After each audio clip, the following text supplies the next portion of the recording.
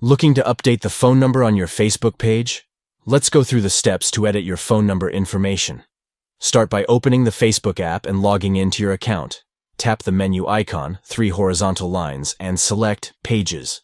Switch to your page by tapping the down arrow next to the profile photo and selecting the page you want to switch to. Once on your page, tap the profile picture, then the Edit icon at the top right corner. Scroll down and tap Edit next to Detail. Find the pencil icon next to your phone number and click on it to make changes. After updating your phone number, be sure to save your changes by tapping the Save option at the bottom left corner. By following these steps, you've successfully edited the phone number on your Facebook page, ensuring that your contact information is accurate and up to date.